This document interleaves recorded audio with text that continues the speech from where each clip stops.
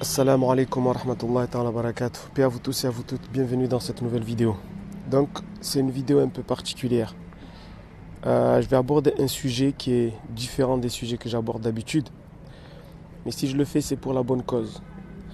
C'est pas une vidéo que je voulais faire, parce que ce que je vais partager avec vous, au début, je ne trouvais pas nécessaire de le partager. Mais il y a quelques jours, je me suis dit qu'il faut absolument que je partage, vu ce qui se passe en ce moment, ici où on vit, en France, mais aussi en Occident. Je vais parler tout simplement de ce qui attend nos enfants, que ce soit à l'école, que ce soit dans la vie de tous les jours.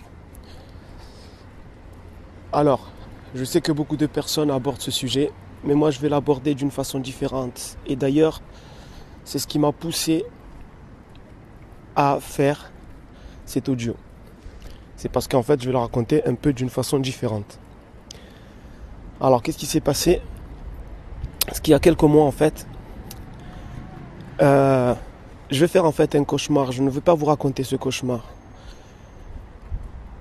Parce que dans ma religion, quand on fait un cauchemar, on ne le raconte pas. Mais vous allez voir que ce cauchemar n'est pas un cauchemar, en fait, habituel. En fait, dans ce cauchemar, je vais voir tout simplement, sans rentrer dans les détails, qu'on a voulu agresser sexuellement ma fille. Alors il faut comprendre que ma fille, en fait, c'est une petite qui n'a même pas un an. Donc, elle a à peine quelques mois. Et en fait, je vais faire ce cauchemar. Et je vais voir ces créatures, en fait, qui ont voulu l'agresser sexuellement. Et je ne veux pas rentrer dans les détails. Et en fait, quand je vais me réveiller, bien entendu, je vais être choqué. Je vais être vraiment choqué. Et je me rappelle, la première chose que j'ai fait, c'était de vérifier si ma fille allait bien.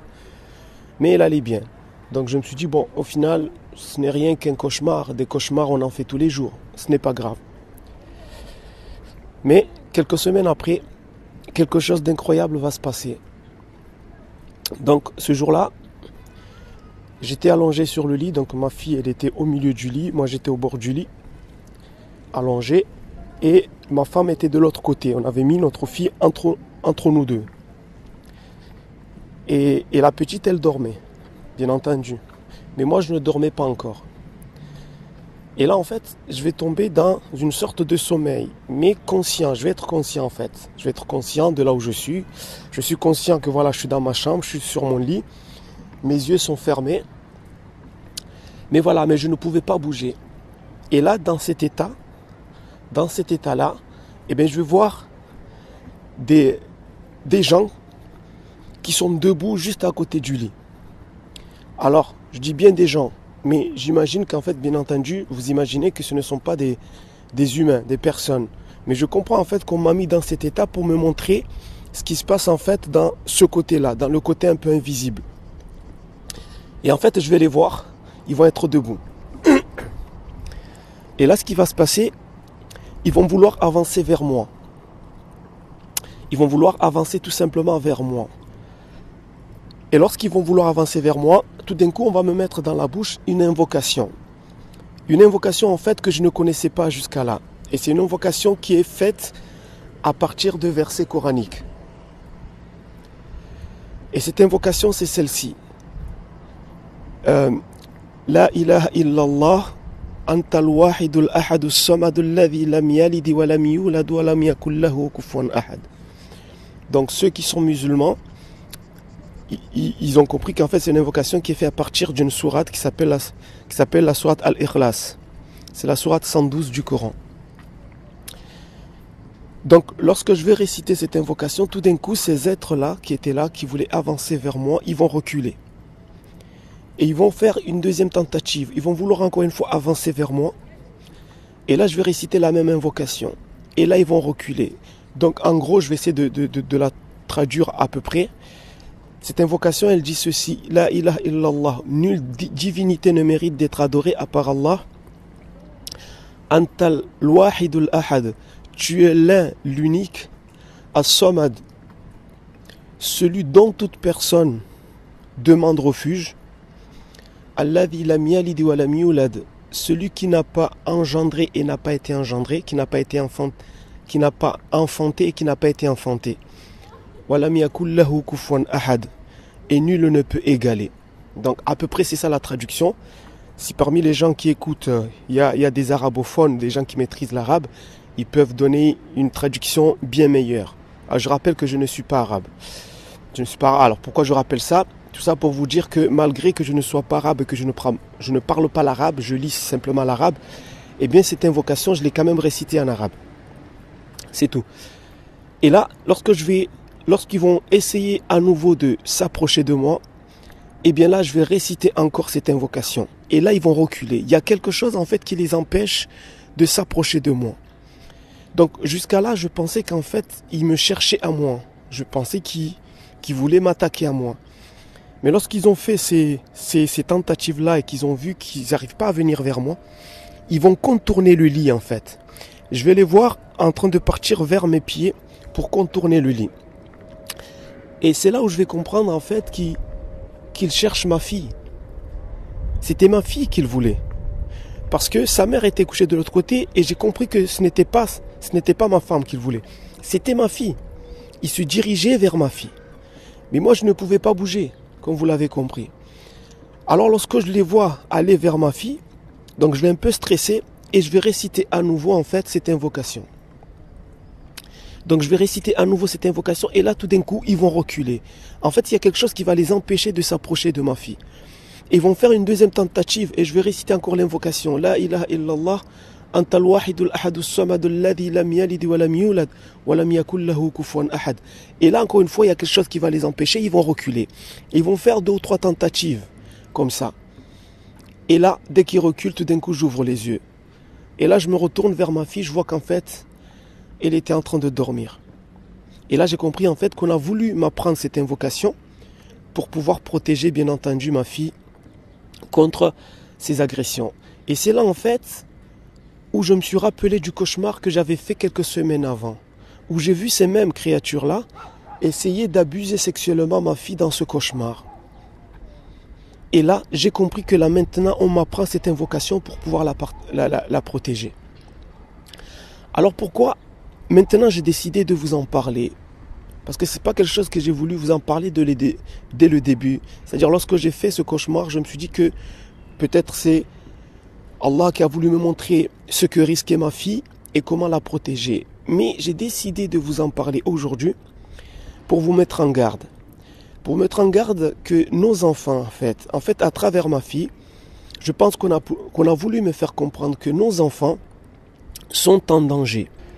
Tout le monde connaît cette loi qui vient d'être votée, la loi Chiapa, sur le consentement sexuel, qui ne condamne pas directement la personne qui agresse un petit ou une petite, d'accord, mais qui va implicitement demander à la victime, en fait, de prouver qu'elle n'était pas consentante.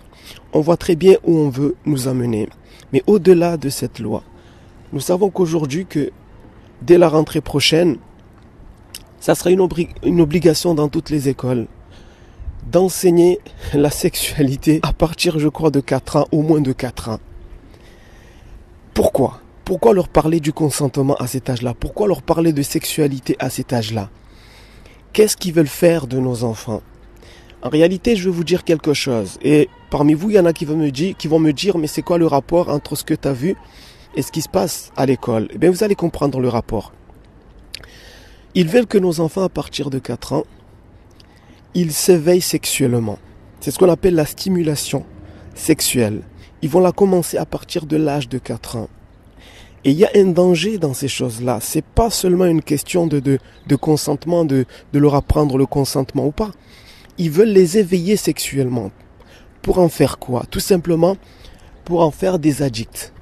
Pour qu'ils deviennent des addicts, tout simplement, à ces choses-là. Des addicts au sexe, tout simplement. Vous savez, on sait très bien que le sexe peut être une drogue. Vous le savez. On peut être addict au sexe. On peut être addict à la drogue. On peut être addict aussi à la cigarette. Plus tu commences tôt, plus tu deviens addict. Et ce qu'ils sont en train de faire, ce qu'ils vont faire, qu'ils ont commencé à faire, eh bien c'est ça, c'est exactement ça.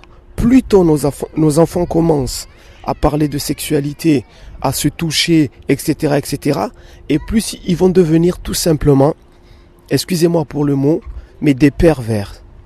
Des gens qui vont être consentants facilement. Rien qu'aujourd'hui, on sait le nombre de personnes qui sont addictes à la pornographie, le nombre de personnes qui sont addictes de choses sexuelles comme la masturbation, etc. Et tout ça, c'est dû à ce qu'on appelle de la stimulation sexuelle publique. C'est quoi la stimulation sexuelle publique? En fait, cette notion, je l'ai appris en lisant un article.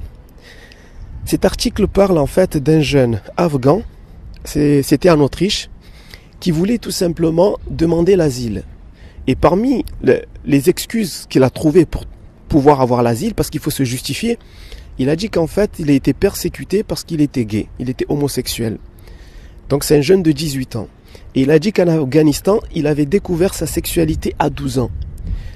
Et là, en fait, les personnes, les responsables qui vont refuser de lui donner l'asile, ils vont trouver plusieurs excuses. Et parmi les excuses, ça sera celle-ci. Ils vont dire qu'en Afghanistan, tu ne peux pas découvrir l'homosexualité à 12 ans. Et pourquoi? Vous savez ce qu'ils ont dit? Ils ont dit que tu ne peux pas être homosexuel à 12 ans parce qu'en Afghanistan, c'est un pays musulman où il n'y a pas de stimulation sexuelle publique à travers la mode et la publicité. Écoutez bien. Et c'est là où tu te dis qu'en fait, on est dans la merde dans les pays dans lesquels nous vivons, ici en Occident, notamment en France. Ces responsables-là, ils ont dit on ne te donne pas l'asile. Parmi les raisons, c'est que tu n'as rien d'un gay, d'accord? D'autant plus que tu viens d'un pays musulman qui est l'Afghanistan, où il n'y a pas de stimulation sexuelle publique à travers la mode et la publicité. Autrement dit, nos élites savent pourquoi ils enseignent à nos enfants, dès leur plus jeune âge, la sexualité. Ils savent pourquoi dans les clips vidéo de Rihanna, de je ne sais pas qui, de Nicki Minaj, etc., ils mettent en avant la sexualité, ils mettent en avant cette simulation sexuelle. C'est pour tout simplement habituer aux jeunes à avoir tous ces comportements-là. Car ils savent que les jeunes sont fragiles. Et ils savent aussi que la jeunesse d'aujourd'hui, ça sera les adultes de demain. S'ils arrivent à former une jeunesse addicte au sexe, addicte aux drogues, etc., eh bien, ils savent très bien que ça sera des gens qu'ils pourront contrôler facilement demain. Et ça, c'est choquant. Et ça, c'est très important à comprendre.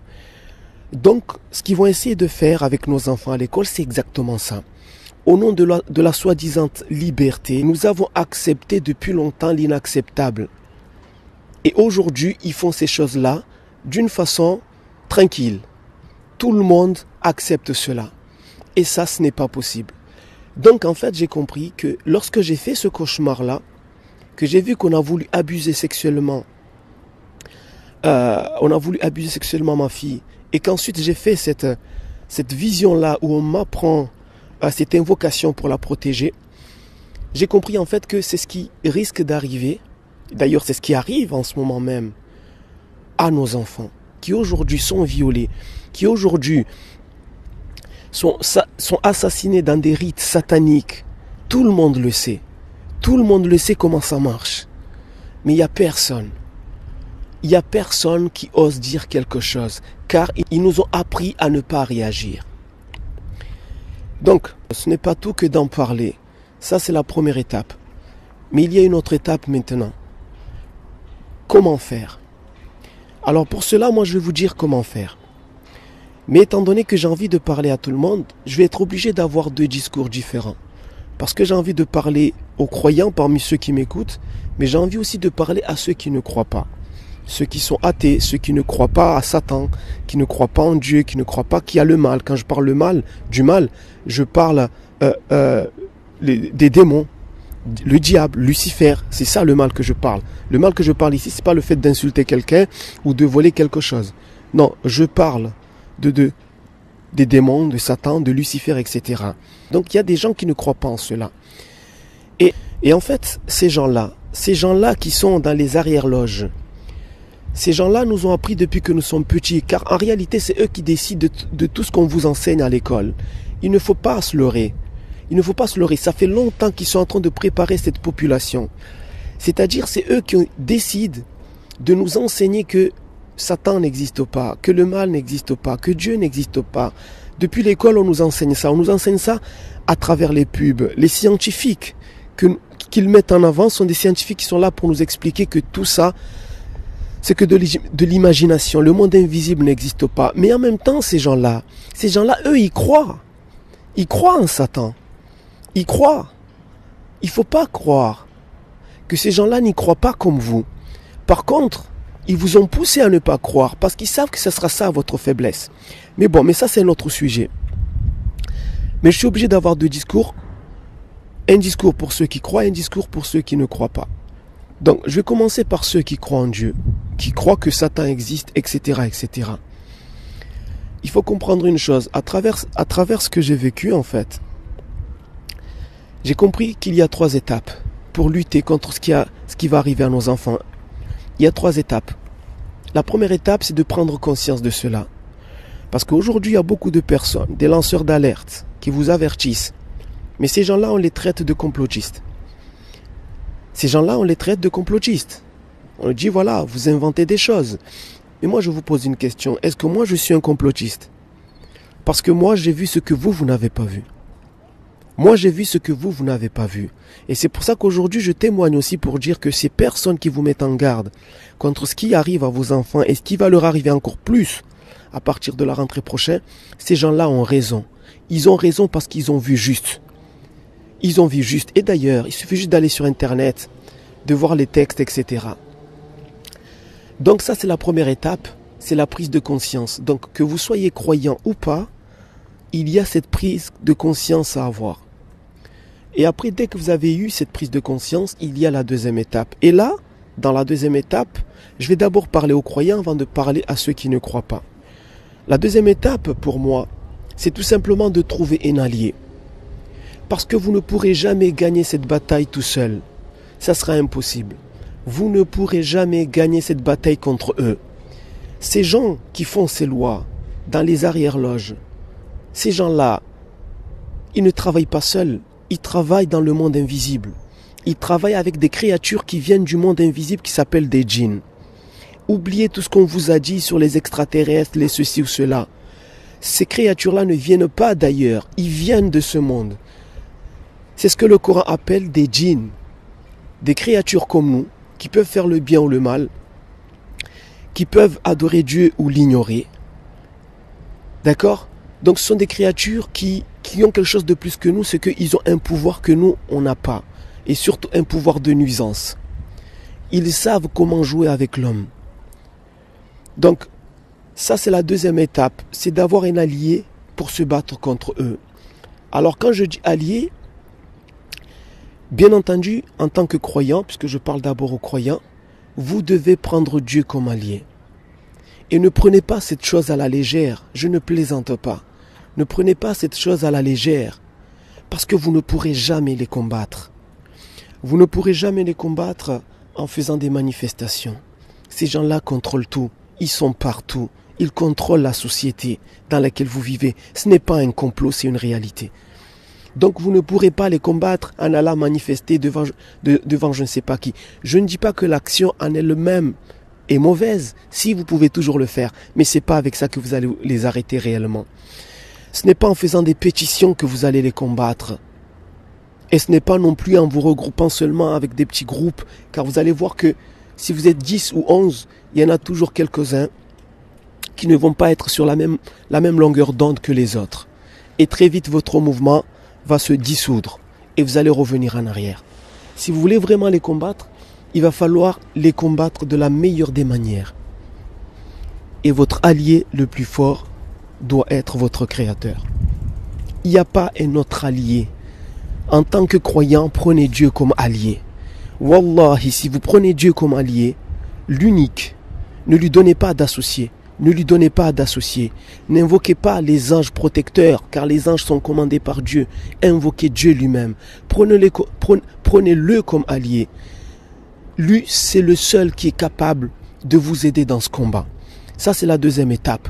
C'est d'avoir un allié sûr. Dieu et ses anges. Ça ne veut pas dire que vous devez invoquer ses anges. Invoquez Dieu. Et Dieu vous enverra des anges pour vous protéger. Wallah, c'est une réalité. C'est une réalité. Là, je parle à des croyants. C'est maintenant que votre foi doit jouer son rôle. C'est maintenant, si vraiment vous avez la foi.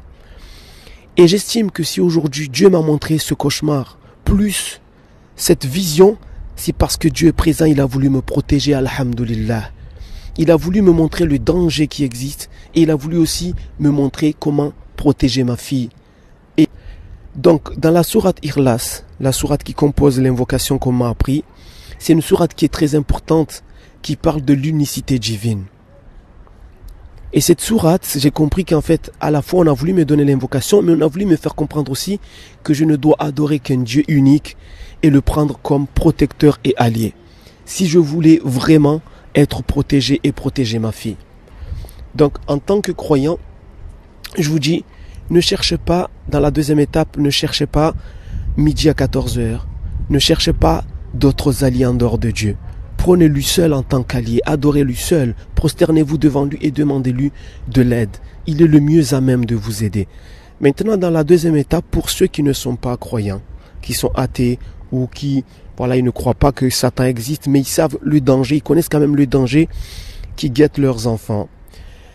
Dans la deuxième étape, pour vous, ce que je peux vous proposer, c'est tout simplement de commencer à vous questionner sur tout ce qu'on vous a appris à l'école depuis petit. Et surtout, tout ce qu'on vous a dit concernant l'homme. On vous a dit que l'homme vient du singe, que l'homme c'était qu'un animal, etc. D'accord? C'est ça ce qu'on vous a appris. On vous a dit que le mal n'existe pas, c'est-à-dire les démons, Satan, etc. On vous a appris tout ça. Mais la même école qui vous a appris ça, c'est la même école aujourd'hui qui va vouloir enseigner à vos enfants le consentement sexuel. C'est la même école qui va commencer à enseigner à vos enfants la sexualité pour faire de vos enfants tout simplement des futurs, des futurs addicts au sexe. Tout simplement. Alors posez-vous la question sur cette école-là. Est-ce que cette école ne vous a pas menti? Est-ce que cette école ne vous a pas menti? Je ne vous demande pas d'être croyant. Vous faites ce que vous voulez, mais je vous demande tout simplement de réfléchir sur tout ce qu'on vous a enseigné. Ça fait longtemps qu'on a voulu faire de vous des athées. Parce qu'ils ont compris que les êtres humains ne peuvent pas rivaliser contre eux parce qu'eux travaillent aussi avec des créatures invisibles, avec Satan, avec des démons. En tout cas, ils y croient. Et ils savent très bien que la meilleure façon d'assujettir les hommes, eh bien, c'est tout simplement d'extraire de leur cœur l'idée de l'existence d'un protecteur, d'un Dieu protecteur. Et ils ont réussi. Ils ont réussi, car ils savent que l'homme est faible. S'il n'a pas un bon protecteur, il sera faible. Donc ce qu'il va falloir faire maintenant, c'est tout simplement de se reposer des questions, de commencer à faire des recherches sur le monde invisible. Est-ce que ce qu'on m'a appris à l'école, avec tous ces scientifiques qui ont des dizaines de diplômes et qui m'ont dit qu'en réalité, je suis le fruit du hasard, je suis comme un animal, je ne suis qu'un animal qui vient d'un arbre, etc. Est-ce qu'ils m'ont pas menti aussi? Posez-vous cette question. Car en ce moment, ils sont aussi en train de vous mentir sur ce qui va arriver à vos enfants. Ça, c'est votre deuxième étape. Et maintenant, je vais passer à la troisième étape qui est commune pour les croyants et les non-croyants. La troisième étape, c'est l'action. Et là, qu'on soit croyant ou pas, nous devons agir pour protéger nos enfants. Dans cette troisième étape, il y a plusieurs façons de faire. Retirer peut-être ses enfants de l'école. Il y en a qui proposent cela. Peut-être mettre nos enfants dans des écoles catholiques qui ne vont pas. Moi, je suis musulman. Mais les musulmans et les catholiques, en tout cas ceux qui pratiquent, nous avons les mêmes valeurs. Avec les chrétiens, etc., nous avons les mêmes valeurs. Il y a certes des divergences, mais nous croyons en Dieu. Nous avons les mêmes valeurs. Donc, s'il y a des écoles catholiques qui n'enseignent pas ce genre de trucs, à qui on n'impose pas tous ces enseignements-là, eh bien, peut-être c'est de les faire rentrer dans des écoles privées, catholiques, ou je ne sais pas. Mais il faut agir. Il faut absolument faire quelque chose. On ne peut pas ne pas agir. C'est pas possible. C'est pas possible. On ne peut pas accepter cela. Et si vous avez peur d'agir, vous avez peur parce que automatiquement ils vont vous attaquer. Alors là, je vais parler d'abord aux croyants. Si vous avez peur de cela, sachez que Dieu est avec vous. Wallahi, Écoutez-moi, Allah est avec vous. Et là je parle aux croyants, aux musulmans par exemple. Sachez qu'Allah est avec vous. Si vraiment vous avez la foi, parce que maintenant votre foi va être mise à l'épreuve. C'est maintenant que votre foi doit sortir, doit émerger.